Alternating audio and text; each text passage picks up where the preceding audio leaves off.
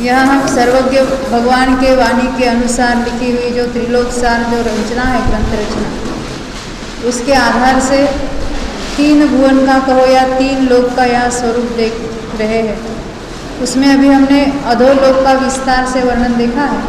अब यहाँ पर ऊर्ध्व लोक की रचना संबंधी बातें चल रही। उसमें हमने देखा है कि ऊर्ध्व लोक कहाँ से शुरू होता है। हाँ, तो मध्य से 7 राज्यों ऊपर तक, उसी में मध्य लोक भी हम लाख योजन का तो मध्य लोक है, और उसके ऊपर जो सारे स्वर्गों की वगैरह रचना है उसको हम ऊर्ध्व लोक कहते हैं। अधोलोक में जैसे पृथ्वियाँ एक अंत से दूसरी अंत तक फैली हुई है, वैसे जो स्वर्गों के विमान है वहाँ वैसी पृथ्वियाँ नहीं पाई जाती। तो वहाँ जो कुछ पृथ्वी में ही होते उनके विमान भी, परंतु ऐसे वो खंड खंड कुछ टुकड़े टुकड़े ऐसे होते हैं, तो उसको पृथ्वी नहीं कहते, उसको विमान ऐसा कहने में आता है। ये यहाँ पृथ्वी क्यों कहते हैं? पूरे एक अंत से दूसरे अंत तक फैली, इसके लिए उसका नाम है पृथ्वी। और वहाँ पर अलग अलग जगह जो है पृथ्वी की रचना है, परंतु वो छोटे छोटे टुकड़ों में विभाजित है, उसको कहते हैं विमान। और उन विमानों में जो स्वर्गों के जो देव है, जिसको कल्पवासी कहते हैं और ऊपर कल्पातीत कहते हैं, और दोनों को मिलकर विमानवासी देव कहते हैं, वो वहाँ पर रहते हैं। तो हमने देखा था कि कितने विमान होते हैं, उसकी हमने ये चार्ट नंबर 14 के आधार से उसकी अभी हमने रचना बहुत विस्तार से देखी है। जैसे हमने नरक में पटल देखे थे, वैसे ही स्वर्गों में भी पटल पाए जाते हैं। पहला और दूसरा स्वर्ग है, दोनों एक ही लेवल पर होते हैं। सौधर्म स्वर्ग जो है तो वो दक्षिण में है, और जो ईशान है वो उत्तर में है, परंतु एक ही सतह पर एक ही लेवल पर पाए जाते हैं। उनके 31 पटल हैं। इसको कहते पहला युगल, सौधर्म युगल भी कहेंगे उसको। तो उसके 31 पटल है, और प्रत्येक पटल में क्या है, तो सेंटर में एक विमान है, उसको कहते हैं इंद्रक विमान। फिर पूर्व पश्चिम दक्षिण उत्तर दिशाओं में जो विमान है उसको कहते हैं श्रेणीबद्ध। और विदिशाओं में सर्वत्र बिखेरे हुए फूलों के समान जो अन्य जो विमान पाए जाते हैं उनको कहते हैं प्रकीर्णक विमान। हर पटल में इसी तरह से रचना होती है। सबसे नीचे का जो पटल है, जिसको हम पहले स्वर्ग का पहला पटल कहेंगे, उसके बीचों बीच जो इंद्रक विमान है, जिसका नाम है ऋतु इंद्रक, वो 45 लाख योजन प्रमाण है। इतने प्रमाण वाला हमने देखा था ना मनुष्य लोग। और हर पटल प्रति वो विमानों की संख्या भी कम होती है, और जो इंद्रक विमान है उसका साइज भी घटते चला जाता है। तो 45 लाख योजन से लेकर सबसे अंतिम पटल वाला कौन सा हमने देखा था विमान, आपको याद है? हाँ, 5 अनुत्तर जिसको कहते हैं। तो वहाँ जाकर जो बीच वाला सेंटर वाला जो इंद्रक है उसका नाम है सर्वार सिद्धि। तो वो सर्वार सिद्धि का डायमीटर, विस्तार यानी डायमीटर, व्यास, वो कितना है? तो 1 लाख योजन यानी जम्बू द्वीप के बराबर, सेंटर वाला। तो इस तरह से ये इंद्रक विमान का विस्तार घटते चला जाते हैं, और ये श्रेणीबद्ध विमानों की संख्या भी घटते चली जाती है। नीचे अधिक विमान है और ऊपर के विमानों की संख्या भी कम है। कहाँ कितनी है उसकी हमने चर्चा की, दोपहर में विस्तार से चर्चा हो गई, परंतु कहाँ कितने इंद्र हैं वो तो देखा नहीं है ना, क्योंकि बातें तो हम 16 स्वर्गों की करते हैं और इंद्र तो है 12 ही। तो कहाँ कितने इंद्र है उसकी भी थोड़ी चर्चा हम करेंगे। तो उसके लिए हम देखते, ये जो अपने पास अभी स्वर्गों के नाम तो आपके पास है ये चार्ट में, 14वें नंबर के चार्ट में। ये जो प्रत्येक युगल में जो नाम हम पहले लेते हैं वो दक्षिण वाला इंद्र है, और जो नाम हम बाद में लेते हैं वो उत्तर का इंद्र है। इसी तरह हर एक युगल में समझ लेना। अब कहते हैं जो पहला दूसरा स्वर्ग है तो उसमें दक्षिण का सौधर्म इंद्र है। ये पहले युगल में 2 इंद्र है। दक्षिण का है वो सौधर्म इंद्र और उत्तर का है वो ईशान इंद्र। उन्हीं के नाम से तो स्वर्गों का नाम पड़ा है। तीसरे और चौथा जो है सनत कुमार और महेंद्र। तो उनमें भी एक सनत कुमार इंद्र है और एक महेंद्र इंद्र है। ब्रह्म और ब्रह्मोत्तर ये जो है उन दोनों में मिलकर एक ही इंद्र है, उसको कहेंगे हम वो ब्रह्म इंद्र है। ब्रह्म और ब्रह्मोत्तर वो है दक्षिण और उत्तर वाले विमान, और सारे ही एक ही इंद्र के आज्ञा में है, तो उनके लिए दो अलग अलग इंद्र नहीं है, दोनों में मिलकर एक ही इंद्र है। लांतव और पापिष्ठ में भी एक ही इंद्र है, जो लांतव इंद्र है वो एक ही इंद्र है दोनों ओर के लिए। शुक्र महाशुक्र में भी एक इंद्र है, और शतार सहस्रार में भी एक इंद्र है, जिसको महाशुक्र इंद्र और सहस्रार इंद्र कहेंगे। 9वां 10वां जो है 5वां युगल यानी 9वां 10वां स्वर्ग आनत और 8वां गरत्व, ये 5वां युगल हो गया। ये 13वां 14वां और 15वां 16वां। आनत और प्राणत है ना, इसमें एक आनत इंद्र है, एक प्राणत इंद्र है। आरण और अच्युत, एक आरण इंद्र है और एक अच्युत इंद्र है। यानी नीचे के सौधर्म ईशान में भी 2 इंद्र, सनत कुमार महेंद्र में भी 2 इंद्र। उसके बाद वाला जो युगल है ना, ब्रह्म वाला युगल, लांतो वाला युगल, शुक्र वाला युगल और शतार वाला युगल, ये जो 4 युगलों में एक एक ही इंद्र है। और फिर जो बाद में 2-4 स्वर्ग रहेगी यानी 2 युगल रहे, तो हर एक के लिए एक एक इंद्र है। इस तरह से 12 स्वर्गों में 16 स्वर्गों में 12 इंद्र पाए जाते हैं। ये बात ख्याल में आई? हाँ, भूल चूक माफ करना हो। तो ये जो इंद्रों की अभी हमने वहाँ भी ऐसे समझना, जितने इंद्र हैं उतने प्रतिंद्र भी हो गए, जो हमने हिसाब लगाया था सुबह में 100 इंद्रों का हिसाब लगाया था ना, उसमें यहाँ देखा था 12 इंद्र होते हैं और 12 प्रतिंद्र होते हैं। इंद्र के ही समान उनकी पोजीशन रहती है, उसको प्रतिंद्र कहते हैं। ये कौन से स्वर्गों में कितने विमान हैं उसकी हमने चर्चा की। टोटल कितनी देखी थी याद है ना? 84,97,023। और हर एक में एक एक जिन मंदिर है, तो इतने ही वहाँ अकृत्रिम जिन चैत्यालय भी है। किसी का प्रश्न है ये अकृत्रिम जिन बिंब है तो वो किसने विराजमान किए, किसने उनकी प्रतिष्ठा की? आप यहाँ कहते हो कि अप्रतिष्ठित मूर्तियों को नमस्कार नहीं करना चाहिए और वे तो अनादि से है। हाँ? तो यहाँ भी ऐसा नियम है, शास्त्र में लिखा है, कोई मूर्ति को 25-25 साल तक यहाँ भगवान करके जिसकी पूजा वगैरह होती है, तो उनको प्रतिष्ठा किए बिना भी वो भगवान तरीके से वो हो जाते हैं, वहाँ प्रतिष्ठित। ये तो अनादि से ही है, और अनादि से ही वहाँ सारे इंद्रादि को उसकी पूजा करते आए हैं। तो ये तो जिनबिंब है और बिल्कुल वंदनीय ही लगाना उसके ऊपर। हाँ?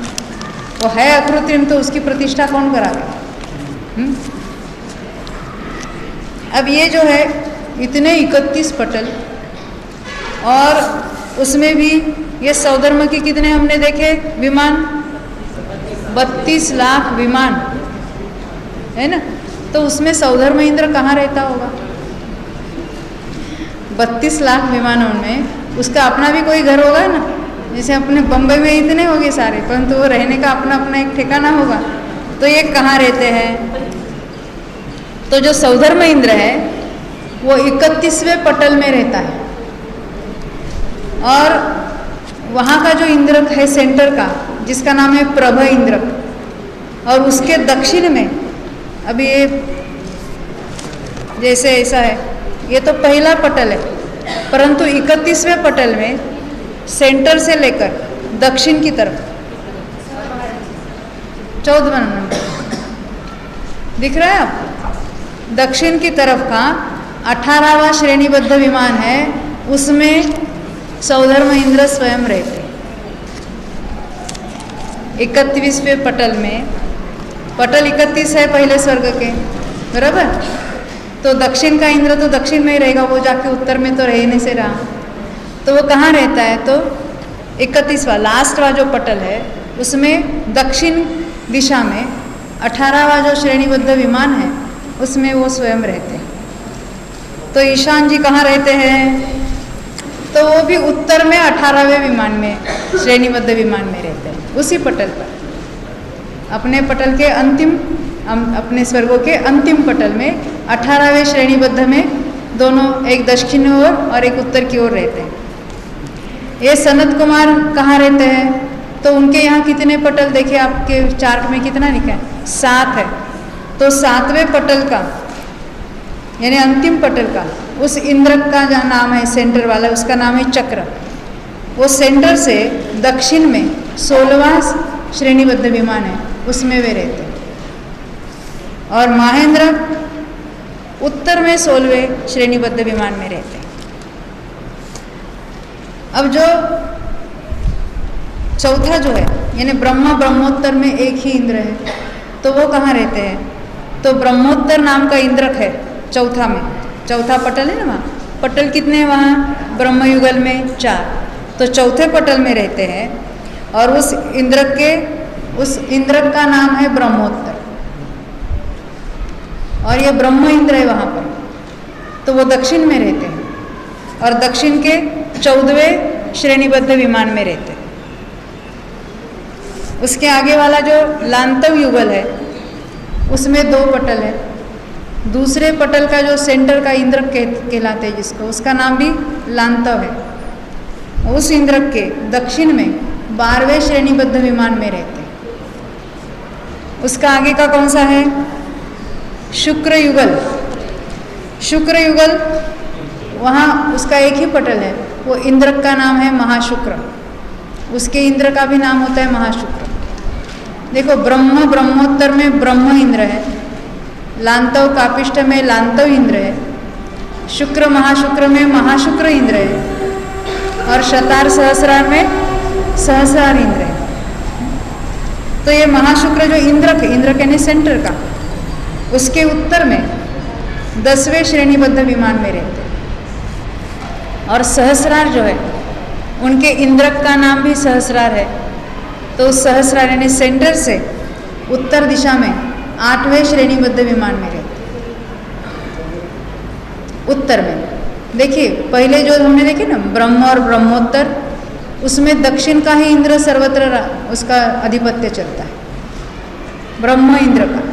लांतव कापिष्ठ में लांतव का जो हम पहला नाम लेते तो है दक्षिण का, रहता दक्षिण में है, और दक्षिण उत्तर दोनों विमानों पर उसी की आज्ञा चलती है। शुक्र महाशुक्र में महाशुक्र इंद्र है जो उत्तर का है, उत्तर में ही रहता है। वैसे शतार सहस्रार में भी दोनों को जो कंट्रोलर है वहाँ का इंद्र है वो सहस्रार इंद्र है, और वो भी उत्तर में रहता है। और वो कितने में हमने देखा था? 8वें में, 8वें श्रेणीबद्ध में। आनत का तो एक आनत इंद्र है, और वो दक्षिण में 6ठे श्रेणीबद्ध विमान में रहता है। ऊपर में 4 में 2-2 रहते हैं, तो दक्षिण का आनत है तो वो दक्षिण में रहेगा, है ना, दक्षिण के 6ठे में। अभी वो एक ही लेवल पर है, आनत और प्राणत, तो प्राणत उत्तर में होगा, उत्तर के 6ठे में रहता है, 6ठे श्रेणीबद्ध विमान। अब आरण और अच्युत रहे, तो आरण है वो भी दक्षिण के 6ठे विमान में रहते हैं श्रेणीबद्ध में, और अच्युत है वो उत्तर वाले जो श्रेणीबद्ध विमान है उसके 6ठे श्रेणीबद्ध विमान में रहते हैं। क्योंकि उनके तो हमने देखो कितने लाख कितने ही विमान होते हैं, उसमें से रहते कहाँ हैं? स्वयं इंद्र महाराज कहाँ रहते हैं? तो ये जो अभी हमने सारी लिस्ट पढ़ी वहाँ उनका ठिकाना है रहने का। अब ये तो उनके रहने की कौन से विमान में रहते हैं वो बात हुई। अब वो रहते किस में? महल में रहते कि झोपड़ी में, कहाँ क्या रहते हैं? तो उनके भी नगर होते हैं, इंद्रों के नगर। और जैसे हमने पहले भी व्यंतरों के भी देखे थे ना, वो बीच में एक होता है, बाजू में होता है, ऐसे इंद्रों के भी नगर होते हैं बड़े बड़े, और उन नगरों के सर्वत्र चहुओं ऐसे 5 कोट बने, कोट यानी क्या, जिसको हम तो वो किले में जैसे कोट होते हैं ना दरवाजे वाले, उसको कोट कहते हैं। हाँ, दरवाजों सहित ऐसे जो कोट कहते हैं, चौओर उसके ऐसे बाउंड्री में बने रहते हैं। तो पहला कोट, फिर बीच में जगह यानी बीच में अंतर होगा, फिर दूसरा कोट, फिर तीसरा कोट, चौथा कोट, इस तरह से 5 कोट होते हैं। और उसमें बीच में कितने ही लाखों योजनों का अंतर होता है। तो जो बीच में तो नगर है, फिर पहला कोट, पहले और दूसरे कोट के बीच में क्या है, तो सेना के नायक, अंगरक्षक इत्यादि देवों के वहाँ निवास है। दूसरे और तीसरे कोट के बीच में क्या है, जो 63 लाख वाला है, तो उसमें तीनों जाति के पारिषद देव रहते हैं उसके बीच में। तीसरे और चौथे कोट का अंदर जो है अंतराल 65 लाख योजन का, उसमें सामानिक देव रहते हैं। चौथे और 5वें में जो अंतर है उसमें आभियोग्य और किल्विषक देव रहते हैं। 5वें कोट के बाहर 50,000 योजन जाकर उनके वहाँ के जो वन होते हैं, जिसको सामान्य से नंदनवन कहते हैं, परंतु उन वनों के भी अपने अपने नाम हैं। तो ये वहाँ के नगरों के बाहर ये नंदनवन पाए जाते हैं। वो नगर की पूर्व की ओर होते हैं वन, उसका नाम है अशोक वन। दक्षिण में होते हैं वो सप्तच्छद वन। पश्चिम की तरफ चंपक वन है और उत्तर की तरफ आम्र वन होता है। और ये प्रत्येक वन कितना लंबा चौड़ा है, तो 1000 योजन लंबा और 500 योजन ऐसा चौड़ा। इस तरह से इतने बड़े बड़े वो वन होते हैं। और प्रत्येक वन में एक एक चैत्य वृक्ष होता है। हमने वो चैत्य वृक्षों की बात देखी थी, व्यंतरों में और असुर कुमार जाति के देवों के होते हैं ना, वैसे यहाँ ये इंद्रों के भी ये वनों में चैत्य वृक्ष पाए जाते हैं। और ये जो चैत्य वृक्ष होते हैं, तो उसमें चारों ही बाजू में उसके पल्यंकासन जिन प्रतिमाएं विराजमान रहती हैं। देखो जाओ वहाँ सारे ही सर्वत्र जिनबिंब और जिन प्रतिमाएं, सब चैत्य वृक्ष होते हैं, अकृत्रिम चैत्यालय होते हैं, उसमें कितनी कितनी सारे जिनबिंब विराजमान रहते हैं। तो ये बातें वहाँ सब बनती हैं। तो ये जो इंद्र का जो पुर है, नगर है, उसको अमरावती कहते हैं। हाँ, अमरावती। उसके ईशान दिशा में उनका आस्थान मंडप होता है ना, सभा स्थान, जिसको कहते हैं आस्थान मंडप। सुधर्मा नामक आस्थान मंडप होता है, उसका नाम ही सुधर्मा। और उसके आगे, ये आस्थान मंडप के आगे वहाँ उसके मानस स्तंभ आदि होते हैं। ये आस्थान मंडप की जो भी बात जानने योग्य है, उसके पहले हम थोड़ा और भी उसके बारे में बात देखेंगे।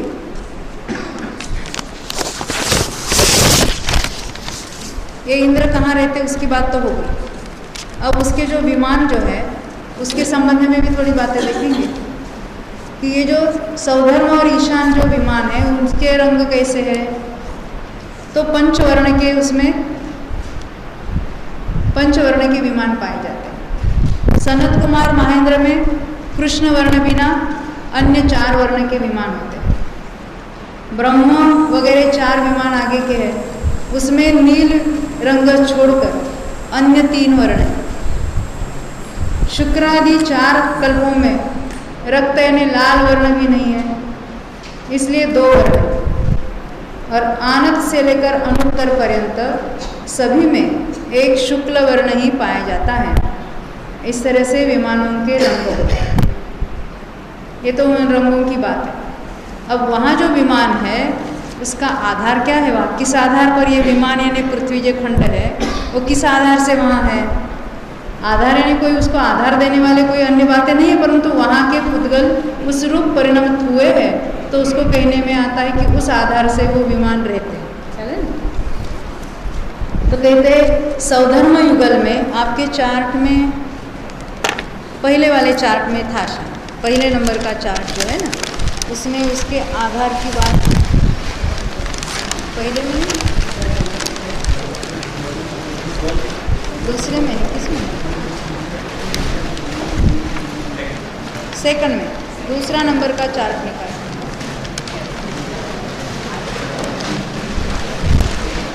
वो बात वलय वाला चार्ट होगा उसमें। हाँ,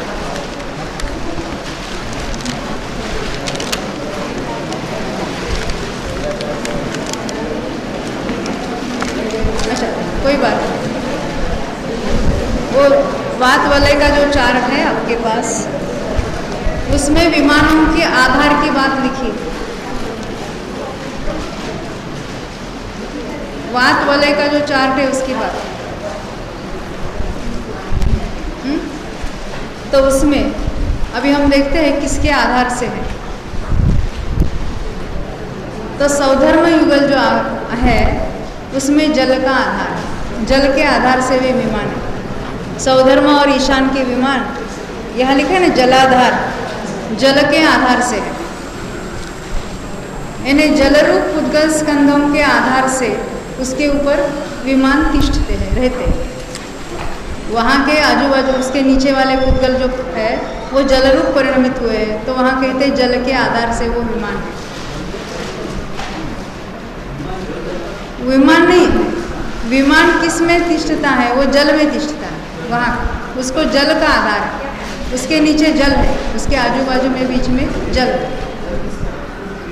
जल ऐसे ही स्वयं के आधार ये तो ऐसे कहाँ के पुद्गलों की कैसी रचना होती है, ऐसे ही है।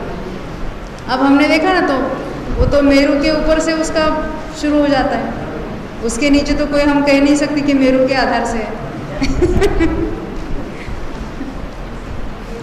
अब सनत कुमार महेंद्र जो है बीच वाला, तीसरा और चौथा, उसके नीचे क्या लिखा है? पवन के आधार वहाँ के विमान है। यानी पवन रूप पुद्गल स्कंद के आधार से उसके ऊपर वे विमान रहते हैं। ब्रह्मादि 8 कल्प, ब्रह्म से लेकर जो 8 कल्प है आगे के, उनके जल और पवन दोनों का आधार है। तो वहाँ जल पवन आधार लिखा है 4 युगलों में, यानी 8 कल्पों में। 8 कल्प यानी 4 युगल हुए ना, तो उनमें जल और पवन, जल पवन का उसका आधार है। और आनंद से लेकर अनुत्तर पर्यंत आकाश के आधार से सभी विमान, जिसको शुद्ध आकाश भी कहते हैं, उसी के आधार से वो विमान रहते हैं। यानी वहाँ कोई पुद्गल स्कंद का आधार नहीं है, उस अपेक्षा कहेंगे आकाश के आधार से। यानी बीच में अंतराल है, अवकाश है, बस जल या पवन रूप वहाँ पुद्गल नहीं है, इसलिए उसको कहते हैं शुद्ध आकाश।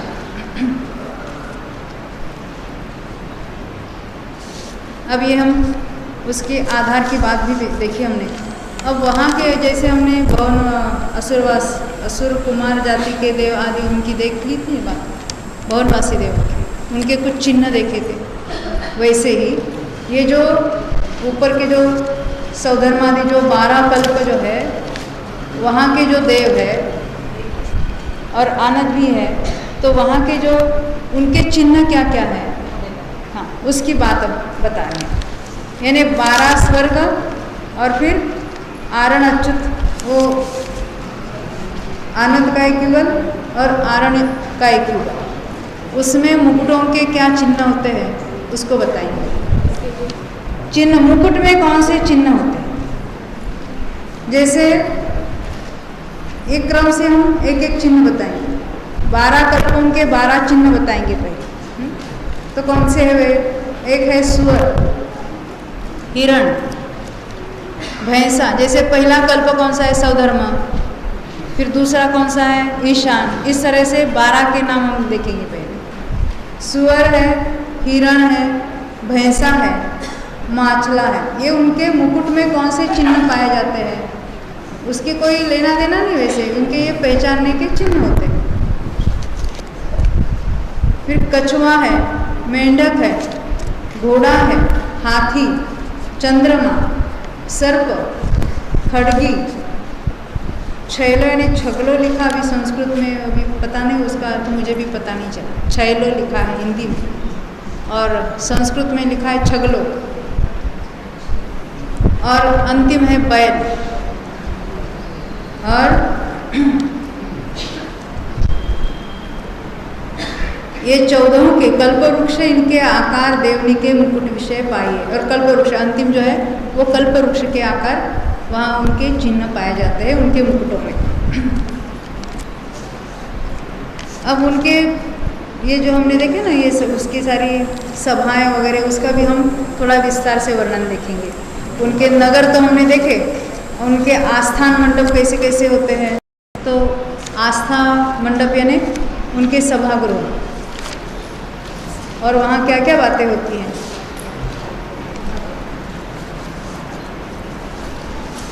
अभी हमने देखा ना सुधर्मा सभा जिसको कहते हैं, आस्थान मंडप, तो वहाँ पर उसके आगे मानस स्तंभ होते हैं, परंतु वो आस्थान मंडप क्या है उसकी पहले बात करेंगे। ये अमरावती नाम इंद्र का पुर है, ये अभी हमने देखा। इंद्र के पुर का रहने का जो उसका नगर है उसका नाम है अमरावती, और उसके ईशान दिशा में वो सुधर्मा नामक आस्थान मंडप यानी सभा स्थान होता है।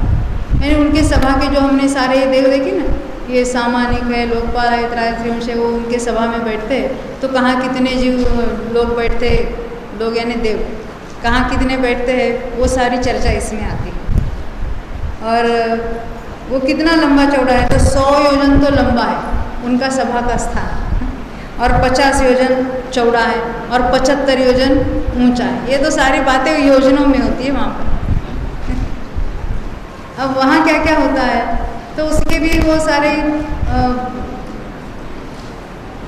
बड़े बड़े दरवाजे वगैरह है। बीच में उसका इंद्र का सिंहासन होता है, सेंटर में इंद्र बैठते, और फिर वहाँ 8 पट्ट देवियाँ होती है, उनके 8 आसन होते हैं। और उसमें भी पूर्व दिशा में सोम, दक्षिण दिशा में यम, फिर पश्चिम दिशा में वरुण, और उत्तर दिशा में कुबेर के आसन होते हैं।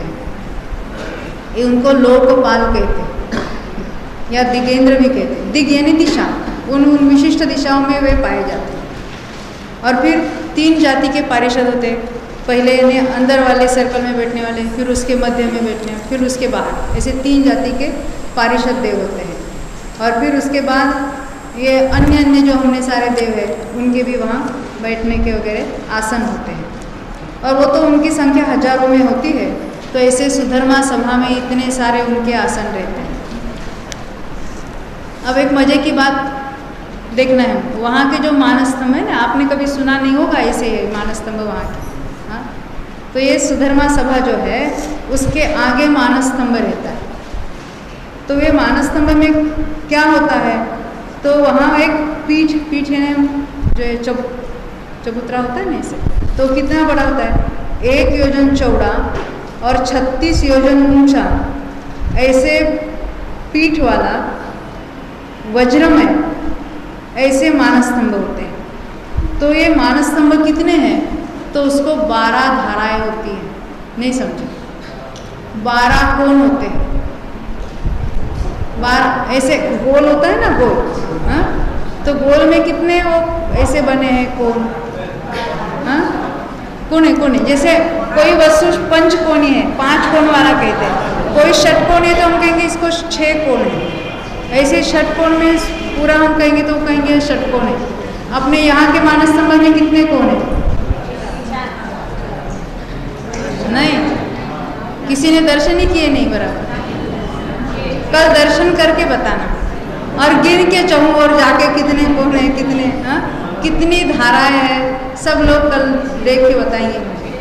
हाँ, हम मानस स्तंभ को तो रोज देख रहे हैं। 4 दिशा में 4 मूर्तियाँ तो विराजमान है, परंतु वो कौन किसने देखे? हमें तो ऐसी आदत है कि प्रयोजनभूत चीज को देखें, बाकी को कौन देखेगा। तो वहाँ के मानस स्तंभों की चर्चा कर रहे हैं, वो 12 कोण वाले हैं। और एक दिशा में एक कोण, यानी जैसे समझ लो ये 1 कोण है, यहाँ से यहाँ तक कितना लंबा है, 1 कोस वाला। यानी उसका पूरा परिघ अगर गोलाकार गिनेंगे हम, जैसे अभी गोलाकार आप इमेजिन करो, और उसी में 12 कोण ऐसे समझना।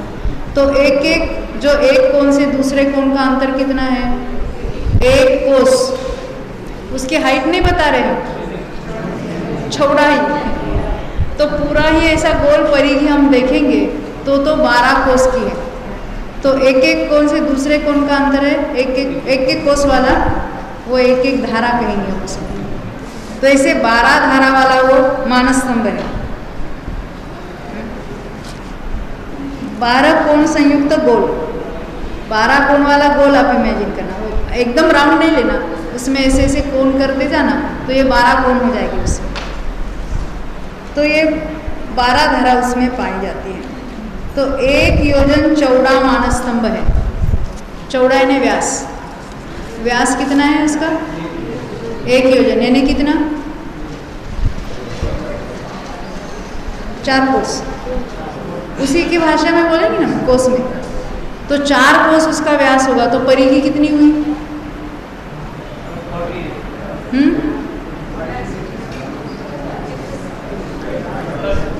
12 कोस हो गई ना,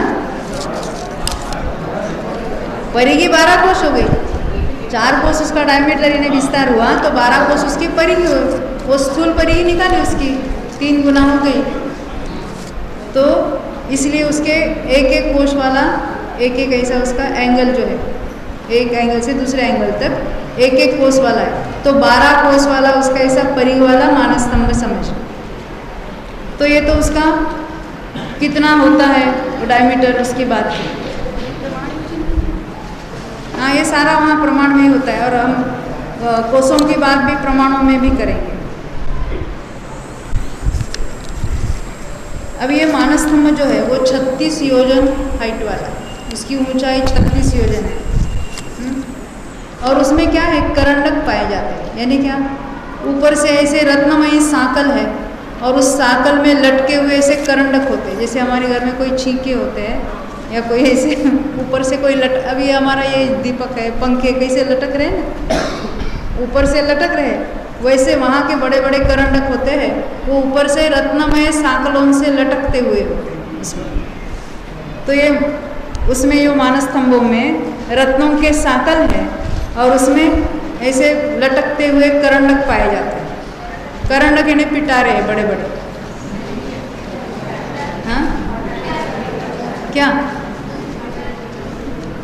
सुना नहीं? तो वो कितने हैं? 1 कोश लंबे और कोश का चौथा भाग चौड़े, ऐसे वो पिटारे हैं।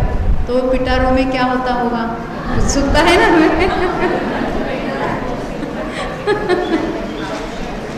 तो वो पिटारों में तीर्थंकर देव जो है उनके पहनने के योग्य आभरण, तीर्थंकर होने के बाद नहीं पहनाना है।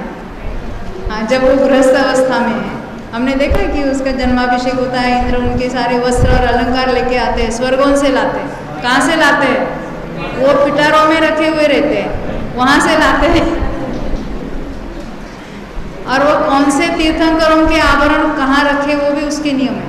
देखो, तो करंडकों में ये देवों के जो है तीर्थंकर देवों के आभरण पाए जाते हैं, और उनमें से वो आभरण और ये कुछ जो सारे आभरण है उसके वस्त्र अलंकार आदि सारे निकालकर वो तीर्थंकर के यहाँ इंद्र लेके आते हैं। तो वहाँ से आते हैं उनके, ख्याल है ना? तो वो वहाँ उन पिटारों में पाए जाते हैं। तो वो तो अनादि से उसमें आते चलते, वो ऐसा नहीं कि वो तो पहले वालों ने पहना और फिर जाके रख दिया और फिर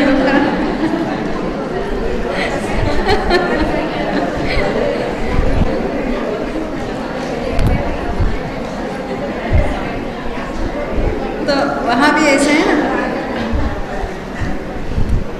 तो उसमें से जो 36 योजन ऊंचा वो मानस स्तंभ है, उसमें से नीचे 6.25 योजन छोड़ देना, वहाँ तक तो करंट नहीं है।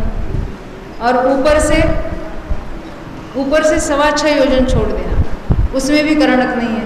और बीच में जो 24 योजन ऊंचाई है उसमें वो करंडक पाई जाती है। और उसमें भी जो सौधर्मक द्विक है उसमें जो मानस स्तंभ है उसमें भरत और ऐरावत संबंधी तीर्थंकरों के आभूषण पाए जाएंगे। यानी सौधर्म इंद्र का जो यानी उसके सभा मंडप के आगे जो मानस स्तंभ है उसमें भरत क्षेत्र के तीर्थंकरों के आभरण पाए जाएंगे। हमारे यहाँ सौधर्म को ही वो पहला मान होता है ना। क्यों ये पंचकल्याणकों में हम सौधर्म को क्यों बनाते? वो तो ही लेके आता है सारे आभरण। और ऐरावत क्षेत्र में कौन जाता है? ईशान इंद्र। तो जो ईशान इंद्र या ईशान स्वर्ग में जो मानस्तंभ पाए जाते हैं, उनमें ऐरावत क्षेत्र संबंधी तीर्थंकरों के आभरण पाए जाते हैं। फिर आगे जो सनत कुमार में जो युगल है ना, वो सनत कुमार, तो सनत कुमार में जो मानस्तंभ है, उनके करंडों में पूर्व विदेह के तीर्थंकरों के आभरण होते हैं। और महेंद्र में वहाँ पश्चिम विदेह संबंधी तीर्थंकरों के आभरण पाए जाते हैं। और वे सारे देवों के द्वारा पूजनीय है, क्योंकि ये तीर्थंकरों के आभरण पाए जाते हैं, तो वहाँ मानस्तंभों की भी ये सारे पूजा करते हैं। अब ये जो मानस्तंभ है, ये समझ में है ना? तीर्थंकरों के वस्त्र यानी गृहस्थ दशा में, अन्यथा नहीं समझना। नहीं तो कहेंगे वो तीर्थंकर के लिए इंद्र भी वस्त्र और आभूषण लाता है, तो हम लाएंगे तो क्या बिगड़ते हैं आपका? ऐसा कोई गलत अर्थ नहीं निकालना। जब तीर्थंकर कहेंगे तो तीर्थंकर जब वो बालक थे और जब गृहस्थ अवस्था में थे तब की बात है। दीक्षा लेने के बाद कोई वस्त्र और आभरण का तो कोई सवाल ही पैदा नहीं होता। हाँ, ऊपर होगी अभी। हाँ, अब ये जो बात है, मानस्तंभ के पास उपपाद गृह होता है, इंद्रों का उपपाद गृह। उपपाद यानी उनके जन्मस्थान। तो उपपाद गृह में कितना बड़ा है? 8 योजन चौड़ा, 8 योजन लंबा और ऊंचा। 8 योजन वाला, 8 योजन ऐसा, 8 योजन ऐसा और 8 योजन ऊंचा। 8 योजन वाली रूम है, ऐसा देखो ना। उपपाद गृह है और उसमें 2 रत्नमय शैयाएं होती हैं। वो इंद्रों का जन्मस्थान है। और उस उपपाद गृह में उसके पास जिन मंदिर है, शिखर में ऐसे जिन मंदिर होते हैं। अब ये तो इंद्रों की बात हुई। तो इंद्रों के यहाँ जो देवांगनाएं होती है, उनके भी जो देवांगनाएं होती है वो कहाँ उत्पन्न होती है? तो देवांगना कहाँ तक पाई जाती है? तो 16वें सर्ग तक के देवों की देवियाँ होती है। परंतु वो जन्मती कहाँ है? सभी सौधर्म और ईशान स्वर्ग में ही जन्मती है। पहले दूसरे स्वर्ग में ही जन्मती है। कोई भी देवी उसके ऊपर जन्मती नहीं। ऊपर सारे पुरुष ही जन्मते हैं, पर देवियाँ तो पाई जाती है। तो वे वहाँ से आकर यहाँ से देवी अपनी अपनी देवी को ले जाते हैं। आपको नहीं पता? ये हमारे सारे भारतीय जो है वो रहते अमेरिका में, हाँ,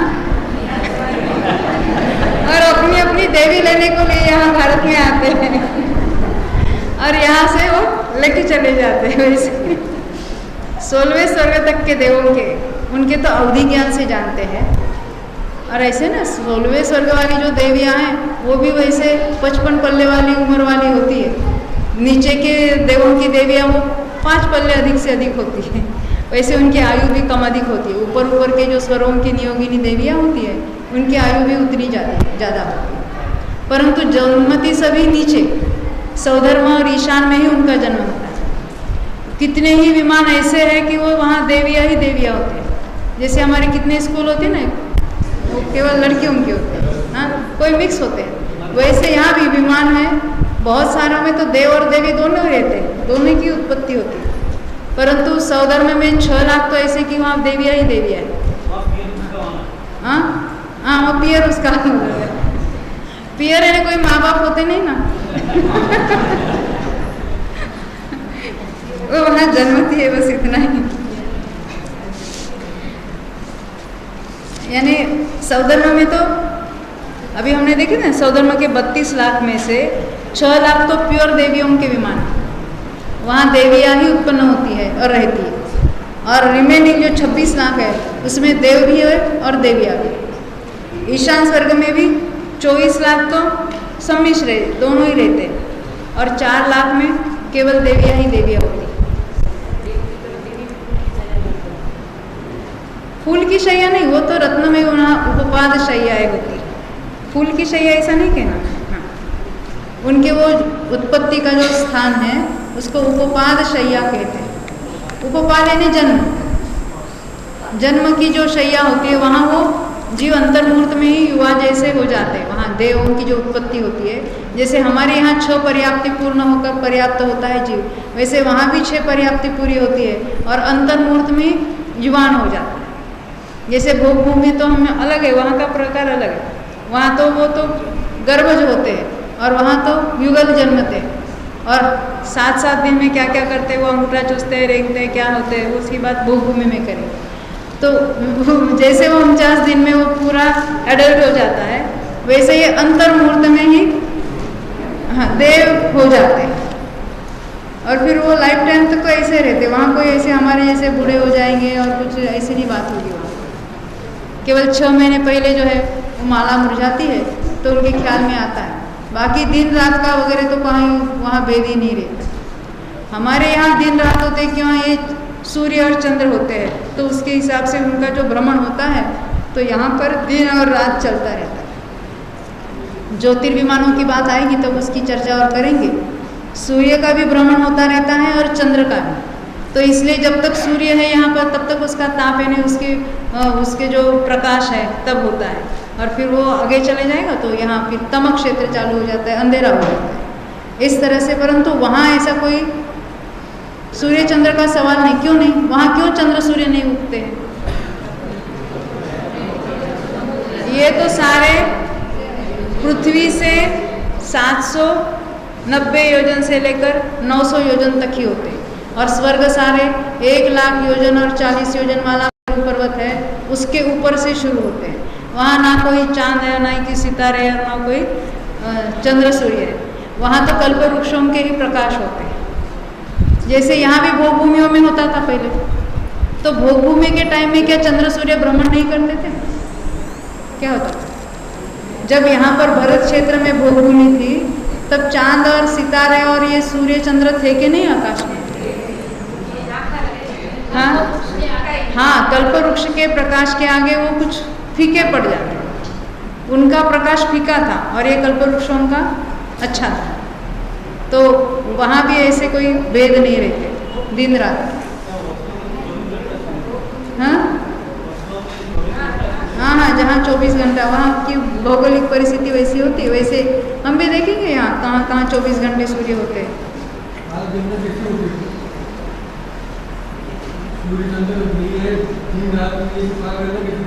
आपका प्रश्न है सूर्य चंद्र नहीं है तो काल कैसे गिनते होंगे, है ना? तो कितने साल बीते हो वो कैसे गिनते हैं? घड़ी भी नहीं है। अच्छा घड़ी भी नहीं है, वहाँ की भी कोई सिस्टम तो होनी चाहिए, क्योंकि वो भी कितने करोड़ों में लाखों में वो गिनते होंगे, कैसे गिनते होंगे? सागरों की तो आयु है। हमें भी ये प्रश्न है, आप किसी को जवाब मिलेगा तो जरूर बता दें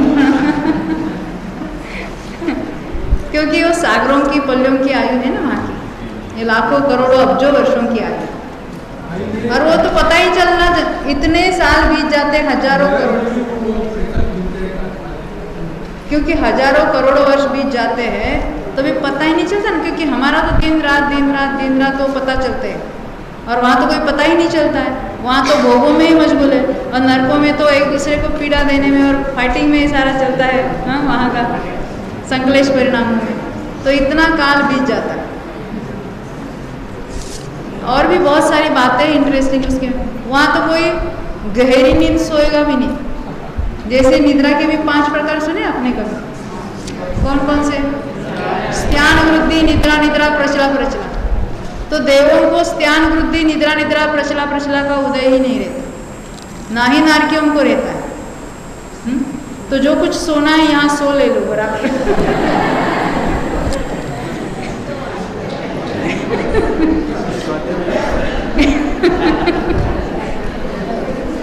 आप कहते हैं वहाँ सोने को नहीं मिलेगा, इसलिए यहाँ स्वाध्याय में भी सो लेते हैं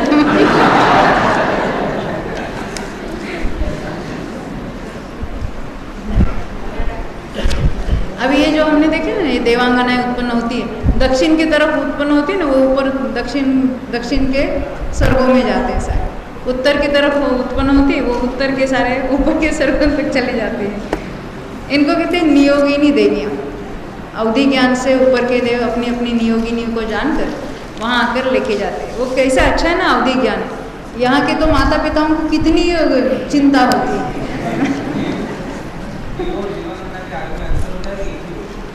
देव और देवांगनाओं के आयु में बहुत अंतर होता है। देवों की आयु हमने देखे थे, सौधर्म में अधिक से अधिक कितनी होती है? हाँ, 2 सागर का 1 सागर, 1 सागर। और देवी की कितनी होती है? 5 पल्ले अधिक से अधिक, 5 पल्ले। 1 सागर में कितने पल्ले मालूम है? 1 सागर में कितने पल्ले? कोई कहेगा यहाँ पर? हाँ, 10 कोड़ा कोड़ी पल्ले। 10 कोड़ा कोड़ी पल्ले का 1 सागर होता है।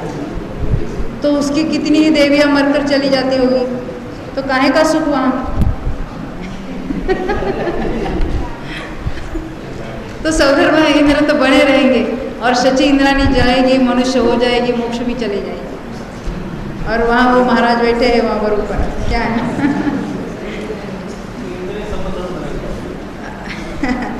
तो हमने जो देखा था ना, ये अभी जो मैंने कहा कि शची इंद्रानी मोक्ष चली जाती है, तो आपने कहाँ से जाना कि वो मोक्ष चली जाती है? तो ऐसे ही रूल होते हैं, कौन कौन से देव नियम से अगले भव में मोक्ष जाने वाले हैं, उसकी भी लिस्ट है। जैसे सौधर्म इंद्र नियम से अगले भव में मोक्ष जाएगा, उसको कहते हैं एक भवावतारी देव। एक अवतारी कहो, एक भवावतारी कहो, एक ही बात।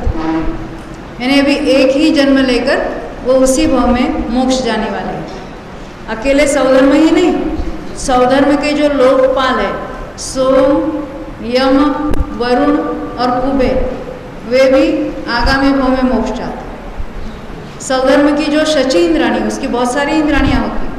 शची नाम की जो इंद्राणी होती है, वो भी एक भव अवती रही होती है, वो भी अगले भव में मोक्ष चली जाती है। लौकांतिक, हाँ, जो मुख्य जो है उसमें से जो शची नाम की है उसकी बात। एक का आयु पूरा होगा तो वहाँ दूसरी जन्मेगी, वो शची होगी, उनके नाम तो वही रहेगी। तो ऐसा है। अब ये जो लौकांतिक देव है, लौकांतिक देव भी नियम से अगले भव में मोक्ष चले जाते हैं। लौकांतिक देव का नाम सुना है कभी? पंचकल्याणक में है ना। तो ब्रह्म स्वर्ग के आउटर पेरीफेरी में उनके विमान पाए जाते हैं, 8 ही दिशाओं में, पूर्व पश्चिम दक्षिण उत्तर अग्नि, वो सारे 8 में उनके विमान होते हैं लौकांतिक देवों के। और वो वहाँ ब्रह्मचर्य पूर्वक रहते हैं और बिल्कुल वैराग्य परिणाम होते हैं उनको। और वहाँ देवों में भी उनको देवर्षि कहते हैं या ब्रह्मर्षि भी कहते हैं। ये जो टीवी के इसमें ब्रह्म ऋषि रखा है, वो वैसा नहीं कोई।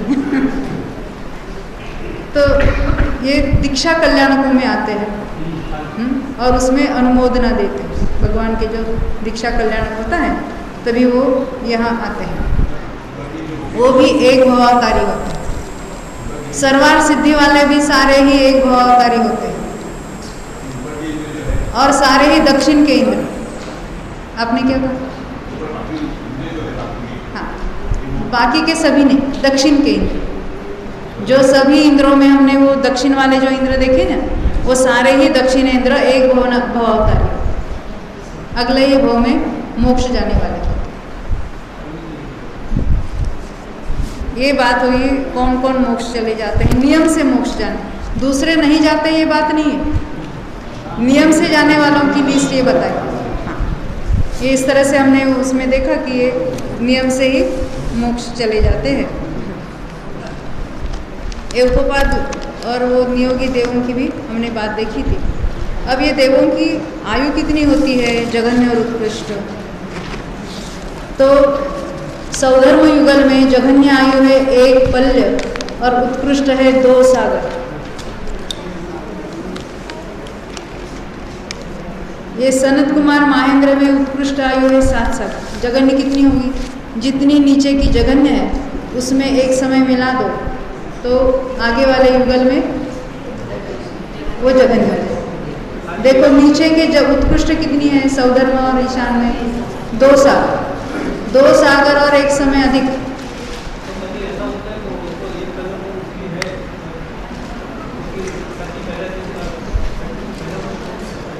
क्या क्या है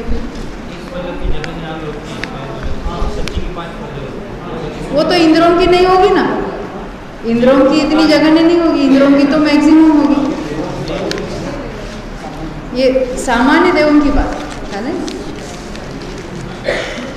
ये जघन्य किसके होगी? अभी जो कोई थोड़े जो कम पुण्य बांधते उनकी तो जघन्य आयु बंधेगी, जो अधिक पुण्य से अधिक लंबी आयु बंधेगी, उनकी देवों की आयु तो पुण्य से बंधेगी। तो ये तो उत्कृष्ट 2 सागर। सनत कुमार और महेंद्र में उत्कृष्ट 7 सागर, ब्रह्म युगल में उत्कृष्ट 10 सागर, लांतो युगल में 14 सागर, शुक्र युगल में 16 सागर, 16 सागर। शतार आयुष कितना उत्कृष्ट आयु की बात चल रही है। शतार युगल में 18 सागर, आनत युगल में 20 सागर, आरण युगल में 22 सागर और ग्रेवेकों में हर एक ग्रेवेक में 23, 24, 25 ऐसे 31 सागर तक उसकी उत्कृष्ट आयु है। अनुदिशों में, अनुदिश किसको कहना याद है ना, जहाँ ये 9 विमान पाए जाते हैं एक लेवल पर। अनुदिश ग्रेवेकों के ऊपर अनुदिश होते हैं और अनुदिशों के ऊपर अनुत्तर होते हैं। तो अनुदिशों में कितनी है उत्कृष्ट आयु? 32 सागर और अनुत्तर विमानों में 33 सागर उत्कृष्ट आयु। जो सर्वार्थ सिद्धि वाले होते हैं ना उसमें भी उत्कृष्ट आयु वाले वहाँ देव होते हैं। अब कहीं कहीं शास्त्रों में घातायुष्क की ऐसी बात आती है कि सौधर्म युगल में भी किसी की आयु 2 सागर तो हमने उत्कृष्ट देखी। कोई ऐसे जीव भी होते हैं कि 2 सागर और आधा सागर ज़्यादा, यानी 2.5 सागर उनकी आयु होती है। तो ये 2.5 सागर आधा सागर लाया कहाँ से उन्होंने? क्योंकि अधिक से अधिक आयु वहाँ की तो 2 सागर होती है।